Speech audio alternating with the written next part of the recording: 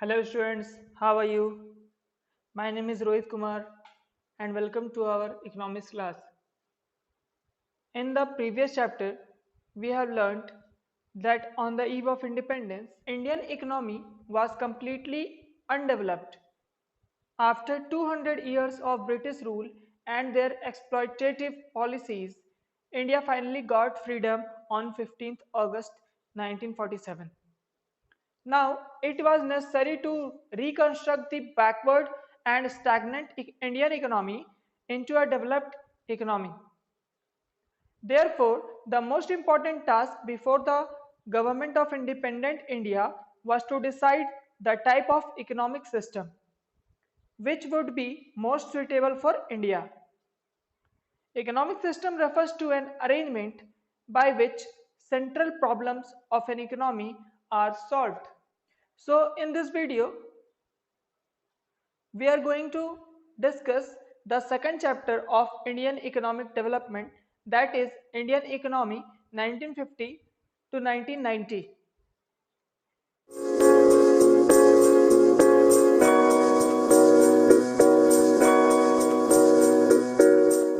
Our first topic is economic system. It refers to an arrangement by which central problems of economy are solved. It means economic system is an arrangement by which central problems of an economy are solved, and the central problems are what to produce. It involves selection of goods and services and the quality of each that the economy should produce. Now second is how to produce. It involves deciding the technique of production, that is whether selected goods to produce with more labor and less capital, which is also known as labor intensive technique or capital intensive technique. Now our third point is for whom to produce. It involves deciding the distribution of output among people. So these are the central problems of an economy, which we have already studied in class 11. After that, there is types of economic system.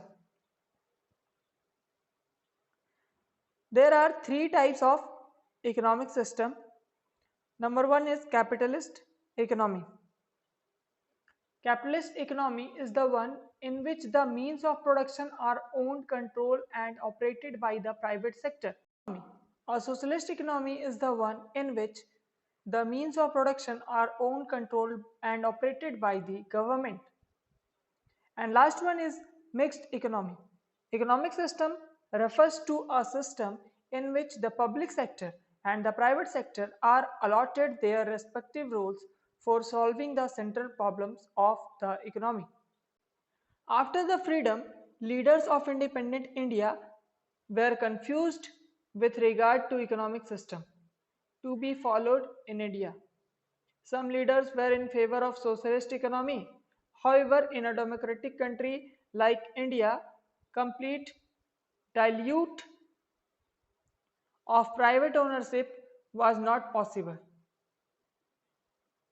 Capitalist economic system did not appeal to Jawaharlal Nehru, as under this system there would be less chances of improvement in quality of life of majority of people. As a result, mixed economy adopted by the Indian economy. Now the next topic is economic planning. After adopting the mixed economic system, the next important step for the government was to revive the poor, backward and stagnant economy inherited from the British rule. It can be defined as making major economic decisions, what, how and for whom to produce, by the conscious decisions of a determinate authority on the basis of a comprehensive survey of the economy as a whole. To make economic planning effective, the Government of India set up Planning Commission in 1950 with the Prime Minister as the chairman. The Planning Commission fixed the planning period at 5 years, which began the history of 5-year plans. But from 1st January 2015, Planning Commission was known as Niti Aayog. India has completed its 12th 5-year plan in 2017. After it, no further plan were introduced. Now the goals of planning in India, in which we study the objective and goals of 5-year plans. The 5-year plan have been concerned with the removal of economic backwardness of the country and to make India a developed economy. The first 5-year plan was launched for a period starting from 1st April 1951 and ending on 31st March 1956. Each 5-year plan listed the basic goals of India's development, which served as the guiding principle of Indian planning. The basic goals are divided into two categories, that are long-term goals and second one is short-term goals. The long-term goals. These are the goals to be achieved over a period of 20 years. Number one is modernization. Adoption of new technology aims to increase the production of goods and services through use of new technology and changes in social outlook such as gender empowerment or providing equal rights to women. Now the second point is self-reliance. It means to have development through domestic resources. To promote economic growth and modernization, the 5-year plan stressed on the use of own resources in order to reduce our dependence on foreign countries. Now the third point is economic growth. Increases in the aggregate output of goods and services. It means growth refers to increase in the country's capacity to produce the output of goods and services within the country. Number fourth is equity. The objectives of growth, modernization, and self-reliance by themselves may not improve the kind of life which people are living. So it is important to ensure that benefits of economic prosperity are availed by all sections, which means rich as well as poor of the economy. According to equity, every Indian should be able to meet his or her basic needs, and inequality in the distribution of wealth should be reduced. In short, equity aims to raise the standard of living of all people and promote social justice. And now the fifth point is full employment. It was believed that as investment increased, employment would also increase. For instance, it was stated in the third 5-year plan that as national income grows in response to increased investment and development outlay, the demand for labor rises. This in turn pushes up the level of employment.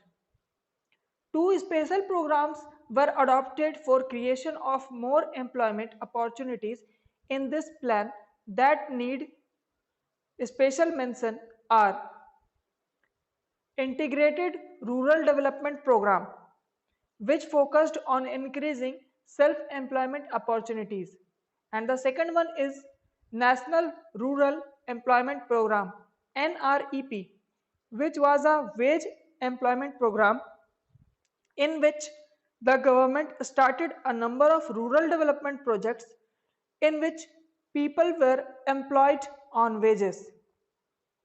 So these are the long-term goals of 5-year plans. Now, next page, we have studied the short-term goals which were to be achieved over a period of 5 years. Short-term objectives vary from plan to plan depending on current needs of the country. For example, first plan 1951 to 56 focused on higher agricultural production, while second plan, which was from 1956 to 61, shifted the focus from agriculture to industry. In India, growth and equity are the objectives of all the 5-year plans. The goal of current 5-year plan, which is 12th 5-year plan, and the duration is 2012 to 17. After that, no 5-year plan will be implemented. This inclusive development. Okay, that's all for today. Have a nice day. Thank you.